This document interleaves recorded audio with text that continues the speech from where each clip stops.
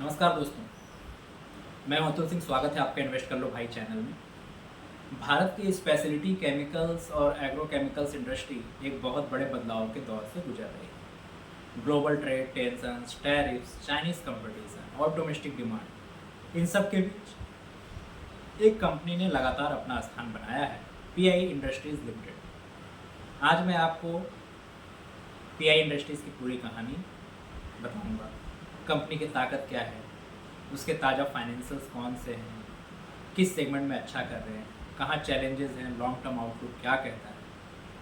Pi industries एक leading player है complex chemistry solutions में। इसका प्राइमरी फोकस होता है एग्रोकेमिकल्स यानी क्रॉप प्रोटेक्शन, स्पेशलिटी केमिकल्स और अब फार्मास्यूटिकल CRDM। 40 प्लस देशों में इसका ऑपरेशन है। 4000 से ज़्यादा प्रोफेशनल्स काम करते हैं।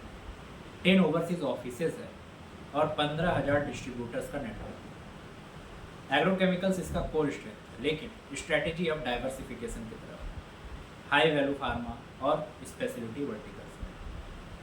अगर सेक्टर की बात करें तो Indian speciality chemicals industry global supply chain में एक मजबूत पिलर बन रही है। यूएस चाइना ट्रेड वार से चाइनीज एक्सपोर्टर्स पर टैरिफ्स लगे हैं, इसका फायदा इंडियन कंपनीज को मिल रहा है।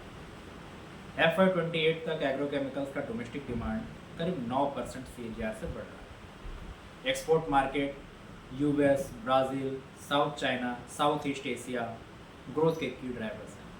इंडियन एग्रोकेमिकल्स एक्सपोर्ट शेयर 2024 में 18% तक पहुंच गया। साथ ही इंडिया के एडवांटेज भी हैं, जैसे low cost manufacturing, strict compliance standard, साथ ही गवर्नमेंट सपोर्ट PLI स्कीम के जरिए।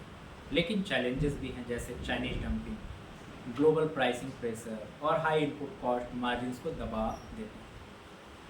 FY25 परफॉर्मेंस की अगर बात करें तो FY25 में पीआई इंडस्ट्रीज ने स्टेडली ग्रोथ दिखाई। हालांकि ग्लोबल हेडविंड्स का असर वॉल्यूम्स पर दिखा। कंपनी ने अपनी EBITDA मार्जिन डिसिप्लिन मेंटेन की, जो 27% के आसपास है। एग्रोकेमिकल सेगमेंट प्रेशर्ड रहा, लेकिन फार्मा, CRDMO और बायोलॉजिकल सॉल्यूशंस ने कश्मीर दी। FY25 में ओवरऑल परफॉर्मेंस एक्सपेक्टेशन के अनुरूप रहा, पर वैल्यूएशंस हाई होने से इन्वेस्टर्स कॉशियस हैं। वहीं Q1 FY26 की बात करें तो रेवेन्यू 1900.50 करोड़ यानी ईयर ऑन ईयर -8.1% रहा। EBITDA 521 करोड़, मार्जिन 27.4%, जो कि पिछले तिमाही की अगर बात करें तो 28.3% थी। PAT 366 crore, year on year करीब 7.7% गिरा। मार्जिन 21.1%, EPS 26.40%, जो पिछली बार करीब 26.20 था। एग्रोकेमिकल एक्सपोर्ट 14% रही, इन्वेंट्री डिस्टॉकिंग और ग्लोबल अनसर्टेनिटी की वजह से। वहीं डोमेस्टिक एग्री बिजनेस 9% की दर से बढ़ा, क्योंकि हायर फार्मर इनकम और न्यू प्रोडक्ट लॉन्चेस की वजह से। फार्मा CRDMO 7% बढ़ा, मार्क्यू फार्मा क्लाइंट्स ऑनबोर्ड हुए। बायोलॉजिकल्स 8% बढ़ा, निश बट फास्ट ग्रोइंग एरियाज है। टॉप लाइन थोड़ी दबाव में रही, लेकिन मार्जिन स्टेबल है।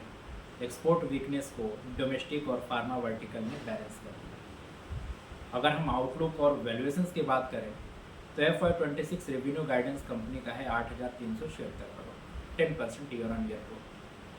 FY27 में एक्सपेक्टेड रेवेन्यू इनका 9,464 करोड़ का है, जो 13% ग्रोथ के साथ।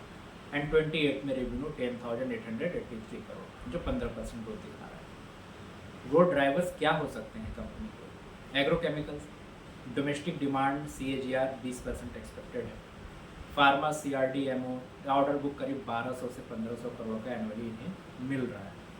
स्पेशलिटी केमिकल्स एंड बायोलॉजिक्स की बात करें तो इनोवेशन लेड ग्रोथ यहाँ पे कंपनी ने दिखाया है।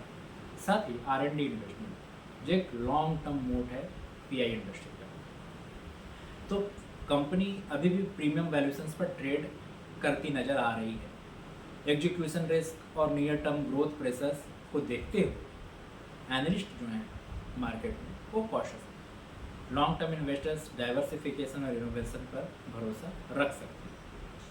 रिस्क एंड चैलेंजेस ध्यान रखने लायक हैं, जैसे global trade uncertainty, US China का टैरिफ वार और currency fluctuations, Chinese competition, dumping risk से मार्जिन हिट हो जाता है।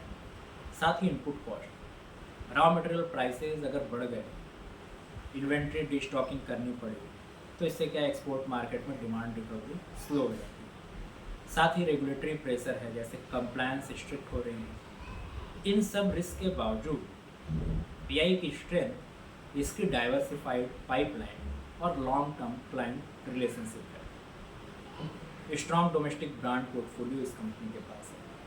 फार्मा CRDMO एक्सपेंशन से नए ग्रोथ ड्राइवर्स मिल रहे हैं। R&D एंड रेगुलेटरी अप्रूवल्स में क्रेडिबिलिटी है। मार्जिन डिसिप्लिन है, कई सालों से 25 से 27% के बीच। बायोलॉजिकल्स और specialty chemicals future ready bets हैं। पीआई इंडस्ट्रीज अभी एक ट्रांजिशन फेज में है। एग्रोकेमिकल कोर स्ट्रेंथ बना रहेगा, लेकिन असली कहानी है फार्मा, CRDMO और स्पेशलिटी केमिकल्स की है। शॉर्ट टर्म में एक्सपोर्ट हेडविंड्स और चाइनीज प्रेशर रहेगा, दैट इज़ वेरी कॉमन। लेकिन लॉन्ग टर्म में डाइवर्सिफाइड पोर्टफोलियो, R&D एज और गवर्नमेंट सपोर्ट पीआई को एक ग्लोबल स्केल प्लेयर बना सकते हैं। इन्वेस्टर को ये समझना जरूरी है कि यह जर्नी लीनियर नहीं होगी, किसी भी स्टॉक की नहीं या ओवरऑल मार्केट की नहीं होती। वोलाटिलिटी आएगी, लेकिन अपॉर्चुनिटी इंटैक्ट है। यह पूरी चर्चा सिर्फ जानकारी और शिक्षा के उद्देश्य से या किसी भी प्रकार की निवेश सलाह नहीं है। निवेश करने से पहले हमेशा सेबी रजिस्टर्ड फाइनेंशियल एडवाइजर से सलाह लें। Thank you.